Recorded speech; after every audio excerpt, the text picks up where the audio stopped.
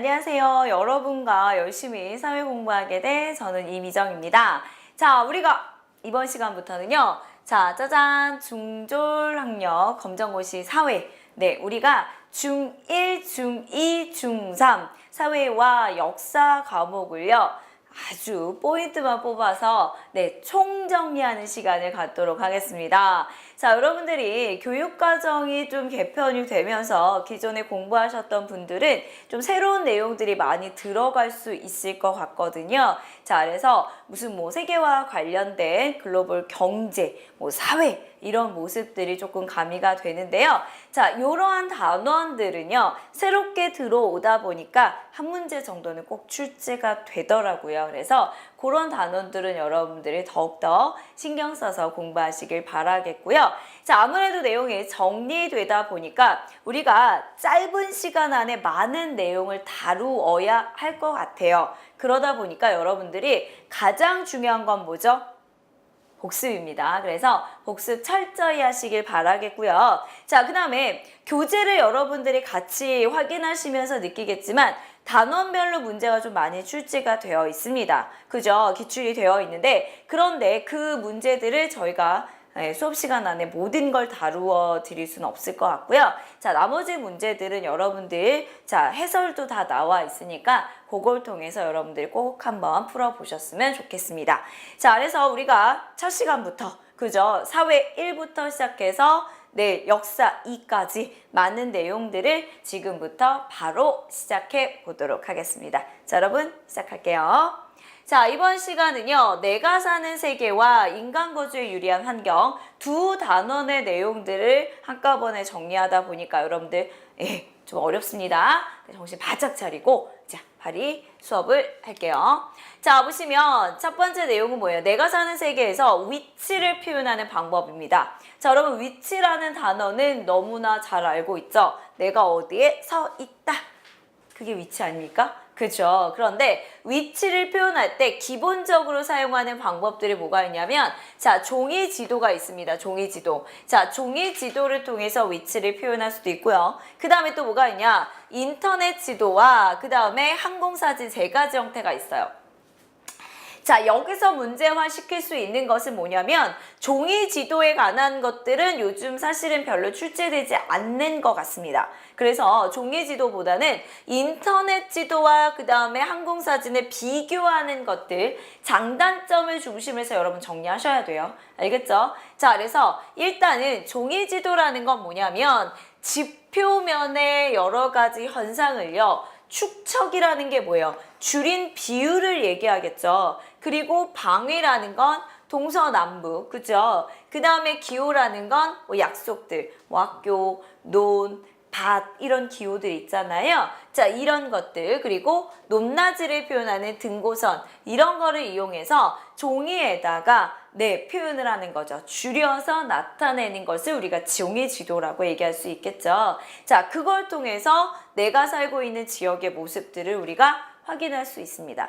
또 어떤 것들을 통해서 우리가 확인하냐면 오늘날 많이 이용하는 지도가 인터넷 지도가 되겠죠. 자, 인터넷 지도의 장점들을 좀 살펴보시게 되면 검색이 쉽습니다. 그죠? 인터넷에 어디에 대해서 찾아본다. 그러면 거기 지명이나 이런 것들이 자세하게 표현이 되어 있죠. 그리고 자, 자세하게 알고 싶으면 얘네들을 조금 크게 확대해서 보거나 아니면 넓은 범위를 알고 싶다. 그러면 좀 줄여서 보거나 이런 식으로 해서 우리가 인터넷 지도를 통해서 확인을 할 수 있는 거고요. 자, 그 다음에 거리나 면적 등을 계산하기도 쉽다라는 장점을 갖고 있습니다. 그런데 그에 반해서 이 인터넷 지도는요. 실제적인 모습은 확인하기가 어렵죠. 그냥 지명등이 나와 있지 어떻게 생겼는지는 우리가 알 수 없잖아요. 그러면 내가 어떻게 생겼는지를 알고 싶다. 무슨 지도? 그렇죠. 위성사진을 이용하면 됩니다. 자, 위성사진, 항공사진은요. 자, 실제 우리가 가보기 어려운 곳의 모습을 찍는 거예요. 그죠? 자, 이러니까 굉장히 입체적이고 현실적이고 자, 이런 모습들을 볼 수 있죠. 자, 사람이 가기 어려운 모습의 지역의 모습을 확인할 수 있기 때문에 얘네의 장점은 얘의 단점이고요. 얘의 장점은 얘의 단점이겠죠. 그러니까 요거를 이런 식으로 여러분들 정리하시면 돼요. 얘네들 비교할 수 있으니까 여러분들 정확하게 인지하시면 되겠습니다. 자, 다음 주제는 뭘까요? 자, 우리가 국가의 위치를 표현하는 방법이 세 가지가 있어요. 자, 국가 위치를 표현하는 세 가지 방법에 대해서도 여러분들 자, 지금은 정리하는 시간이기 때문에 여러분들 자, 포인트들은 확실하게 알고 넘어가셔야 됩니다. 자, 첫 번째, 지리적인 위치예요. 지리적. 자, 그래서 지리적인 위치라는 건 자, 나라의 위치를 표현할 때요. 지리적이라는 건 뭘 통해서 표현을 하냐? 대륙이나 아니면 해양을 통해서 표현하는 방법이 지리적 위치라는 거죠. 그러면 우리가 뭐가 있어요? 대륙이 뭐 5대양, 6대륙 이런 식으로도 초등학교 때 배웠고 그 다음에 요즘 이제 중등에서는 뭐라 그러죠? 3대양, 태평양, 대서양, 인도양 그죠? 자, 이 바다와 그 다음에 이제 대륙이 아시아, 그 다음에 유럽, 북아메리카, 남아메리카, 오세아니아 그죠? 자, 뭐 하나 빠진 것 같은데 네, 아무튼 다시 할까요? 자, 아시아, 유럽, 북미, 남미, 오세아니아, 아프리카 분명히 6개였는데 아까는 왜 손가락이 5개였는지 자, 아무튼 그렇게 이제 대륙들이 표현이 될 수 있잖아요. 요거는 지리적인 위치가 되는 거고요. 자, 그 다음에 수리적 위치라는 건 뭡니까? 수리적 위치라는 건 지도나 지구 본상에 나타나는 숫자입니다. 숫자. 자, 숫자를 표현한다라는 건, 자, 우리가 이제 지구가 이렇게 생겼다라고 본다면, 자, 가로로 나타나는 선을 우리가 뭐라 그래요? 위선, 그의 값을 위도라고 하죠. 자, 위도의 기준이 되는 것이 여기 있는 적도가 되겠고요. 자, 반대로요. 자, 우리가 또 뭐로 나타낼 수도 있어요. 이렇게 세로로도 나타나잖아요. 자, 세로로 나타나는 선을 우리가 뭐라 그래요? 경선, 그의 값을 우리가 경도라고 얘기할 수 있죠. 자, 그러면 이 경도의 기준이 되는 선은 영국에 뭐가 있어요? 본초 좌호선이 있단 말이죠. 자, 그러면 위도는 요렇게 이쪽으로 북반구, 남반구, 그 다음에 경도는 동반구, 서반구 이런 식으로 표현하는 게 수리적 위치가 되는 거고요. 자, 관계적 위치라는 건 주변 국가와의 관계가 된다라는 거죠. 자, 그러면 이걸 우리나라를 통해서 확인을 해볼게요. 자, 지리적 위치라는 건 우리나라는 유라시아 대륙의 동쪽에 위치하고 있습니다. 대륙으로 표현하고 그 다음에 바다는 뭐예요? 태평양에 접하고 있는 반도국가예요. 자, 그래서 우리나라는 대륙으로 진출하기도 좋고 해양으로 진출하기도 좋다. 뭐에 따라? 지리적에 따라. 됐습니까? 자, 두 번째, 수리적 위치라는 건 위도와 경도를 통해서 표현을 하는데 우리나라는 어디에 있어요? 북반구에 위치하고 있습니다. 자, 북반구에 자 정확하게 따지면 위도 북緯 33에서 43도 그러니까 중간에 위치하고 있죠. 중위도에 위치하고 있기 때문에 날씨가 기온이 좀 따뜻한 온대기후가 나타날 수 있고요. 자, 그 다음에 경도로는 영국보다 동쪽에 위치하고 있습니다. 동경 124에서 132도에 위치하고 있다. 자, 이게 수리적 위치예요. 자, 그 다음에 관계적 위치는 우리나라 주변에 누가 있어요? 러시아나 중국과 같은 나라와 접하고 있고요. 자, 그 다음에 바다 건너 일본과 만나고 있습니다. 자, 이렇게 표현하는 것을 우리나라 위치를 표현하는 방법이에요. 됐어요? 자, 그래서 지리적 위치에 따라서는 교역이 좋다. 자, 수리적 위치에 따라서는 따뜻하고 그 다음에 영국보다 시간이 좀 빠르다는 조금 이따가 얘기할게요. 자, 관계적 위치는 이런 나라와 관계를 하고 있다. 주변에 이런 나라가 있구나 정도만 체크하시면 되겠습니다. 알겠죠? 자, 그래서 요거를 표현하는 것도 요즘 문제 많이 나오니까 정리하시고요. 자, 그러면 우리가 위도에 따라서 뭐가 다르냐 이거예요. 자, 위도에 따라서 뭐가 다르냐라고 본다면 자, 첫 번째 뭐가 달라요? 기온이 다르고요. 자, 두 번째 뭐가 달라요? 계절이 달라질 수 있습니다. 자, 위도에 따라서 기온이 달라진다라는 건 자, 지구가 이렇게 둥근데 자, 이 아이가 뭐예요? 자, 이가 둥글기 때문에 태양이 비추는 각도들이 어때요? 다르죠? 그리고 이 적도 주변은 태양과의 거리가 짧단 말이죠. 그러니까 적도 주변은 굉장히 어때요? 더울 수 있고요. 자, 위로 올라갈수록 고緯도로 갈수록 거리가 멀어지면서 날씨가 어떻게 돼요? 추워지겠죠. 기온이 낮아지겠죠. 자, 즉 위도에 따라 뭐가 달라질 수 있다? 일사량이 달라지게 되면서 저위도로 갈수록 기온이 높고요. 고緯도로 갈수록 기온이 낮아지게 된다라는 거예요. 됐죠? 위도에 따라 첫 번째 뭐가 다르다? 기온이 달라진다. 그죠? 자, 두 번째, 위도에 따라 뭐가 달라져요? 계절이 달라진다라는 건 뭐냐면 지구라는 아이가 뭘 해요? 공전을 합니다, 여러분. 그쵸? 자, 공전이라는 건 1년에 한 바퀴 누구예요? 태양의 주변을 이렇게 도는데 그 아이가 지구가 돌 때요. 그냥 이렇게 뻣뻣하게 도는 게 아니라 23.5도 어떻게 기울어진 상태에서 돌죠. 자, 23.5도 기울어진 상태에서 돌다 보니까 자, 얘가 위치에 따라서 어때요? 태양이 받는 양이 어때요? 달라질 수 있죠. 자, 그러다 보니까 자, 얘가 기울어진 상태에서 돌기 때문에 어느 지역에 중위도 지역에는 뭐가 달라질 수 있다? 계절이 달라질 수 있어요. 그런데 얼만큼 기울어진 상태에서 공전을 하냐면 23.5도 지구의 자전축이 23.5도 기울어진 상태에서 돌기 때문에 자, 우리가 계절이 달라질 수 있고요. 즉 누구와 누구 간에 남반구와 북반구 간의 계절의 차이가 나타납니다. 어디를 중심으로 해서? 중위도. 왜냐하면 적도는요. 기울어져 봤자 거기서 거기고요.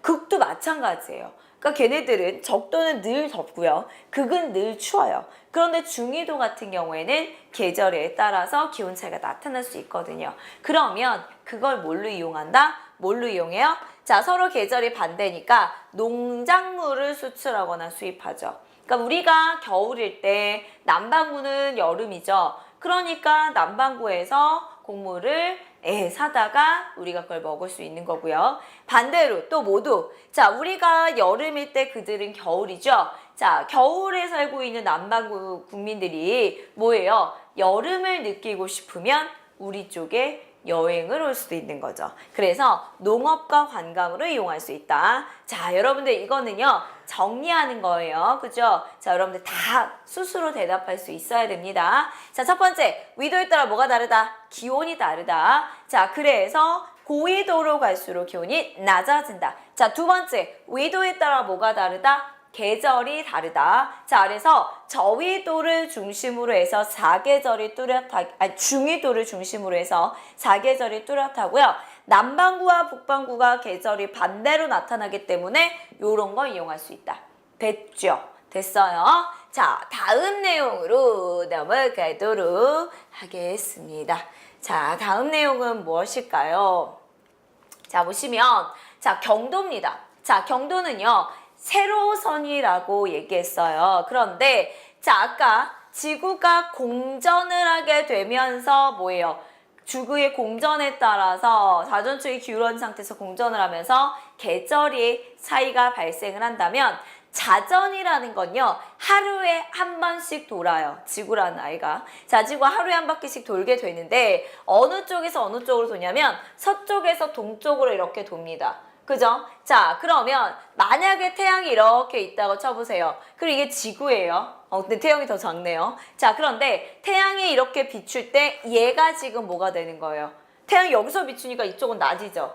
그죠? 그럼 저쪽은 어때요? 밤이 될 수 있다라는 거죠. 낮과 밤이 생길 수 있고요. 자, 얘가 이렇게 도는데 지구가 9잖아요. 그죠? 그러면 9는 몇 도예요? 360도입니다. 자, 이 360도인 9가 몇 시간만큼 한 번 돌아요? 24시간에 한 번씩 돌잖아요. 그러면 360도 나누기 24를 하니까 1시간에 몇 도씩 돈다라는 거예요? 15도씩 도는 거죠. 무슨 말인지 알겠어요? 자, 1시간에 15도씩 도는데 서에서 동으로 돌잖아요. 그러니까 동쪽이 15도 간격으로 1시간씩 빠른 거예요. 이해가요? 그러면 경도의 기준이 되는 선이 어디라고요? 영국이래매. 그쵸? 그러면 영국을 기준으로 해서 동쪽 15도가 영국보다 1시간이 빠른 거죠. 서경 15도는 영국보다 1시간이 느린 거죠. 다 됐습니까? 위도에 따라서는 기온과 계절의 차이가 나타난다면 경도에 따라서는 뭐가 나타난다? 시간의 차이가 발생한다. 그리고요, 이 시간을 계산하는 문제도 우리가 뭐예요? 출제될 수 있다라는 거 여러분들 좀 정리하시면 됩니다. 자, 바로 나옵니다. 세계 표준시는요, 누구를 기준으로 해요? 본초 좌우선. 자, 이게 어디예요? 영국입니다. 영국의 그리니치 천문대를 지나고 있는데, 자, 이 본초 좌우선을 기준으로 해서 동쪽으로 가면 시간이 빠른 거고요. 서쪽으로 가면 늦어지는 거죠. 자, 그러면 우리나라의 시간은 어떻게 정하고 있냐라고 한다면 우리나라는 경도가 124에서 132도잖아요, 동경. 그죠? 자, 그러면 우리나라는 여기 안에 표준시를 정하는 게 아니라 자, 15의 배수인 135도를 기준으로 해서 시간을 잡고 있거든요.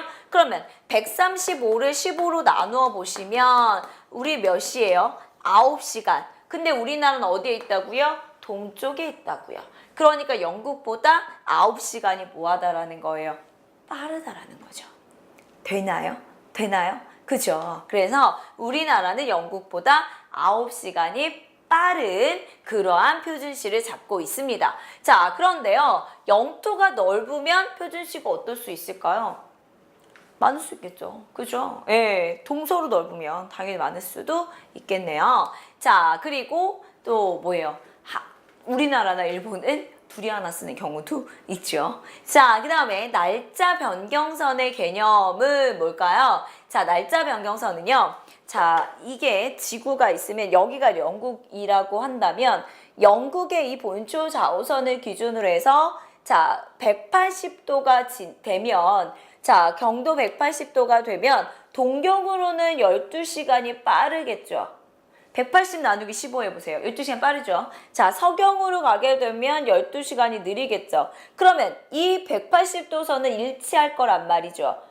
이해 가십니까? 그죠? 그러면 이 선을 기준으로 해서 양쪽에는 몇 시간의 차이가 날 수 있어요? 자, 볼게요. 자, 영국으로부터 왔어요. 자, 영국으로부터 왔어요. 자, 영국으로부터 동경 180도는 12시간이 빠르단 말이죠. 그 다음에 서경 180도는 12시간이 느리단 말이죠. 그러면 이 선을 기준으로 해서 여기랑 여기랑 몇 시간 차이 난다고요? 24시간의 차이가 난다고요.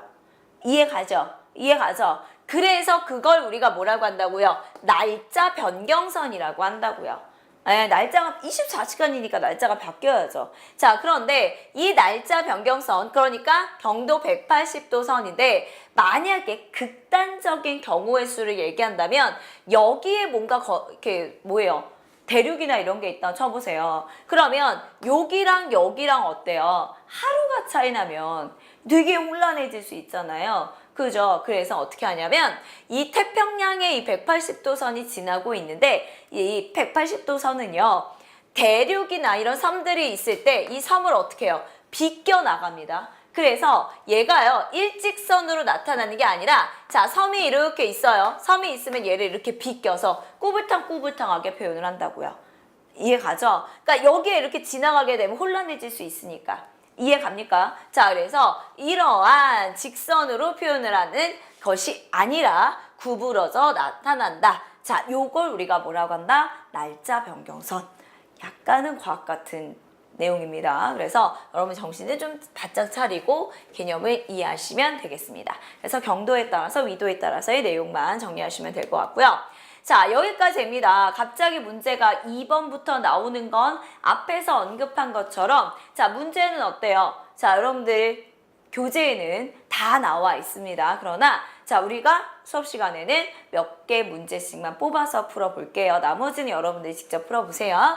자, 2번 갑니다. 대륙과 해양의 분포에 대한 설명을 옳지 않은 것은 그랬어요. 자, 대륙이 몇 퍼센트가 나타나냐면 30%. 그 다음에 또 뭐예요? 해양이 70%예요. 해양의 범위가 훨씬 더 넓고요. 특히 남반구 쪽에 해양이 더 넓습니다. 자, 그러면 바다의 면적이 육지의 면적보다 넓다. 맞죠? 자, 지표면은 육지가 약 30%, 바다가 70% 맞죠? 자, 북반구의 육지의 대부분이 분포합니다. 맞습니다. 자, 지중해 북극의 태평양은 3대양이라고 한다라고 얘기했는데 아니죠. 태평양은 맞지만 여기에 누구예요? 대서양과 그 다음에 누구까지? 인도양까지를 우리가 뭐라 그래요? 3대 양이라고 하겠죠. 자, 정답은 몇 번이에요? 4번 체크하시면 되겠습니다.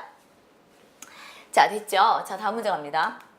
자, 다음 가에서 다가 설명하는 위치를 바르게 연결한 것은 자, 앞에서도 언급한 것처럼 자, 우리가 국가의 위치를 표현하는 방법이 세 가지가 있다 그랬어요. 자, 수리적 위치, 그 다음에 지리적 위치, 관계적 위치라고 얘기했는데 수리적 위치는 위도와 경도로 표현하는 거고요. 지리적 위치는 대륙과 바다를 통해서 표현을 하는 거고요. 관계적 위치는 주변 국가와의 관계로 표현을 하는 거예요.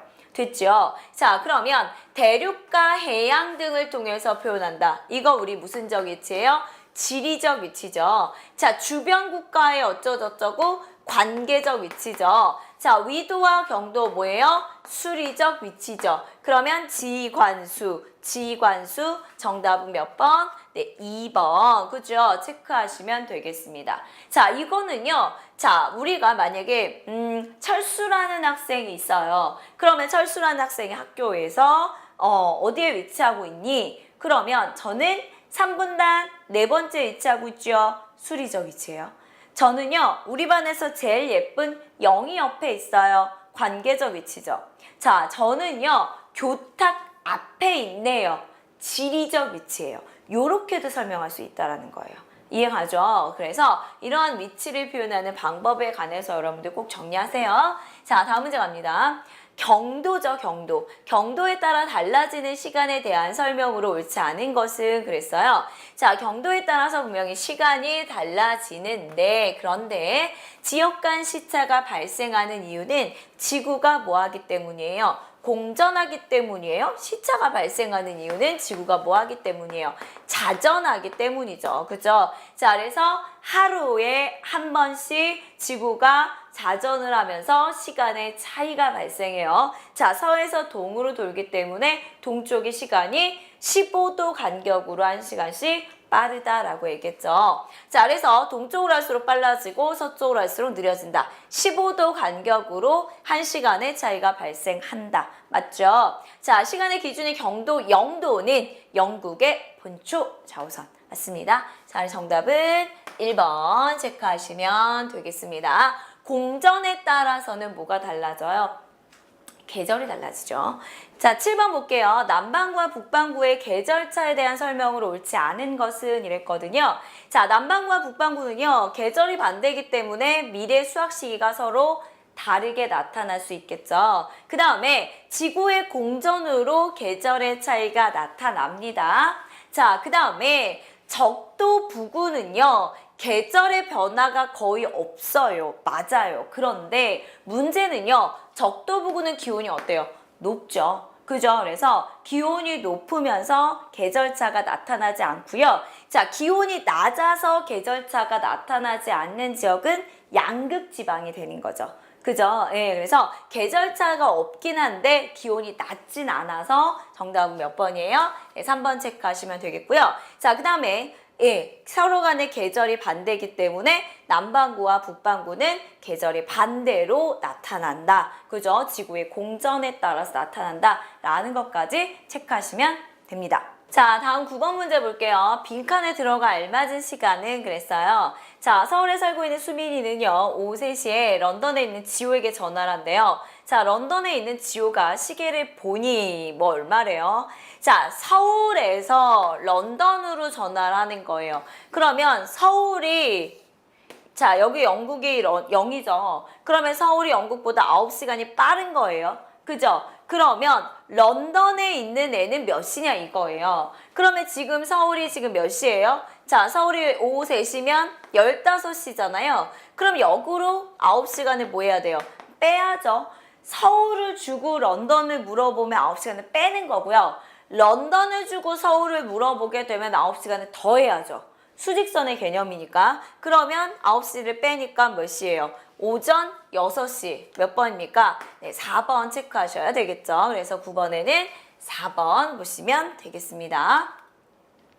자, 그러면 두 번째 단원이에요. 그래서 자, 우리가 살기에 좋은 그러한 그 기후나 지형적인 모습을 보게 되면 자, 일단 기후의 모습을 살펴봤을 때요. 자, 우리가 적도가 있죠. 그러면 적도를 기준으로 해서 자, 우리가 북반구와 남반구를 봤을 때요. 자, 적도를 기준으로 해서 가장 더운 열대기후가 맨 처음에 나타나겠죠. 그 다음에 그 위쪽에는 온대 나타나고요.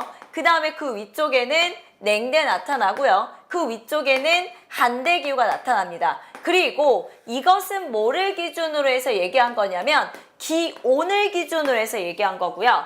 자, 여기에다가 강수량을 하나 더 플러스한다면 무슨 기후도 나타나요? 건조기후도 나타나겠죠. 그러니까는 적도를 중심으로 해서 열대, 그 다음에 온대, 냉대, 한대 얘는 강수량을 기준으로 해서 설명을 한다라는 거예요. 그럼 열대기후라는 건 가장 어떤 기후? 더운 기후. 그래서 자, 열대기후는 추워봤자 평균 기온이 18도가 넘는답니다. 그죠? 자, 그리고요. 건조기후는 강수량보다 증발량이 많아서 비가 굉장히 적게 와서 연평균 강수량이 몇이 안 되냐면 500mm가 안 되는 기후를 우리가 건조기후라고 하죠.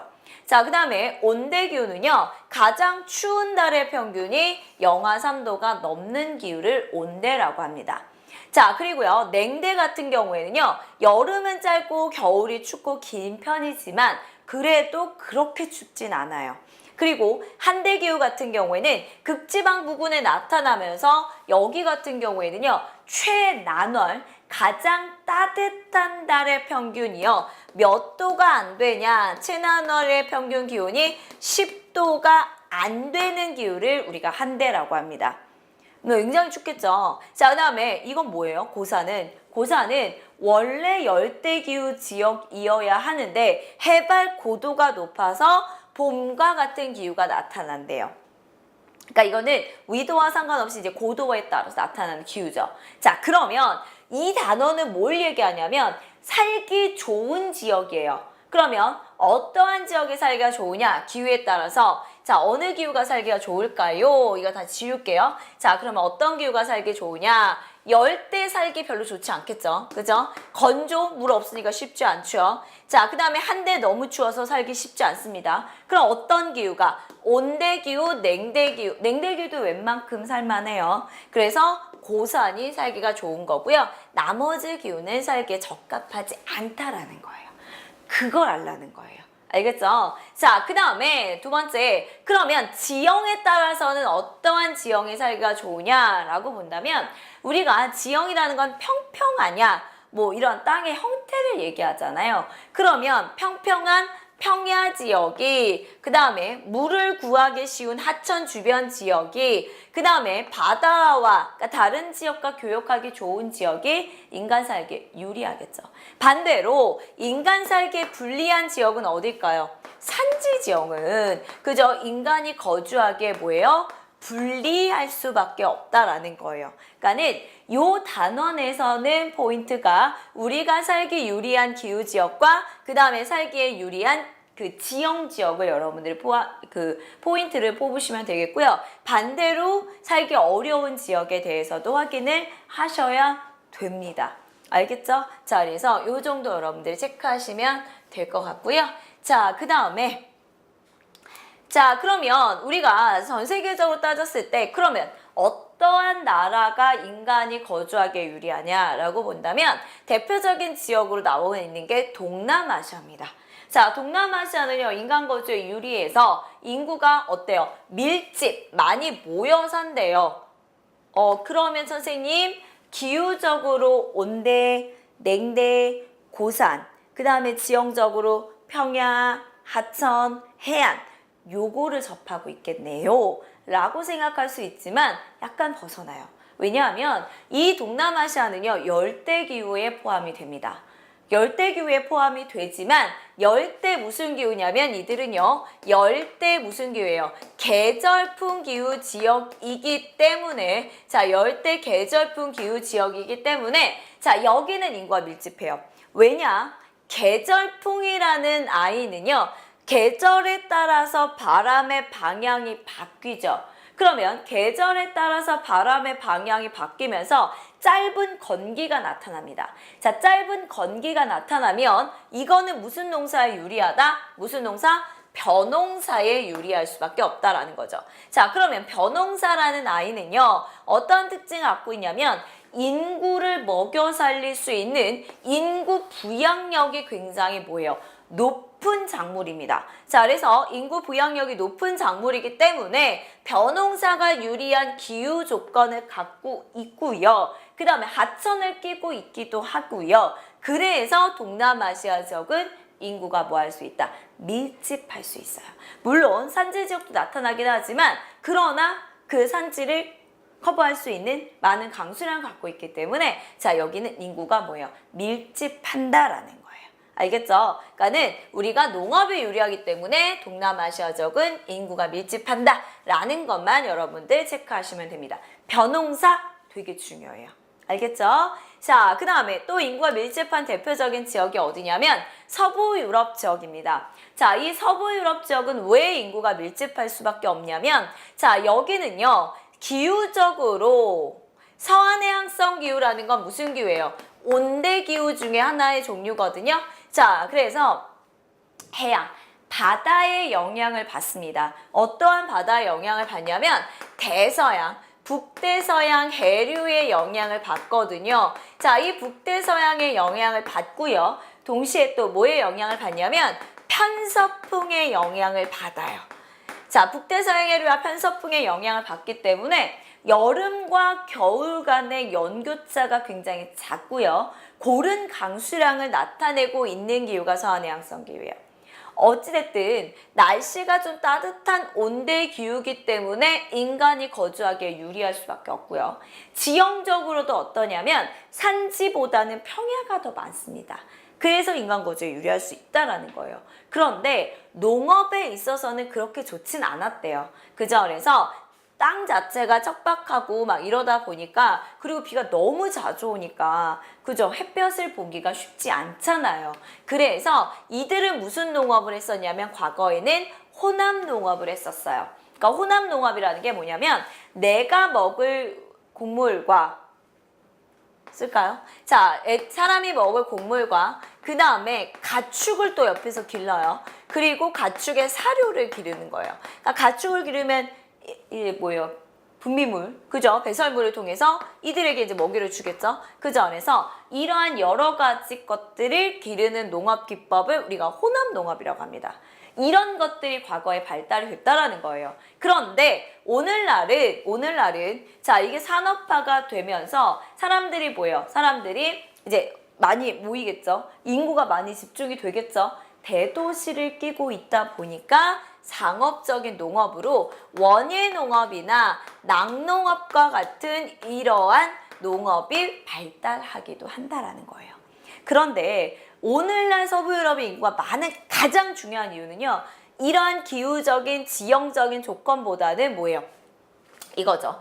산업화. 그죠? 그래서 산업혁명 이후에 산업화에 따라서 인구가 집중된다. 그러니까 즉 우리가 인구가 밀집한 이유는 물론 자연환경, 기후나 아니면 토양이나 뭐 이런 것들도 물론 중요하지만 이러한 산업혁명과 같은 산업화와 같은 인문환경 요인에 따라서 인구가 밀집할 수도 있다는 거예요. 무슨 말인지 알겠죠? 그래서 동남아시아는 벼농사에 유리하기 때문에 인구가 밀집한 거고요. 자, 서부 유럽은 산업에 유리하기 때문에 일자리가 많기 때문에 인구가 밀집해 있다라는 것까지 정리하시면 되겠습니다. 됐죠? 자, 그래서 인구가 밀집한 지역까지 우리가 한번 확인을 해봤습니다.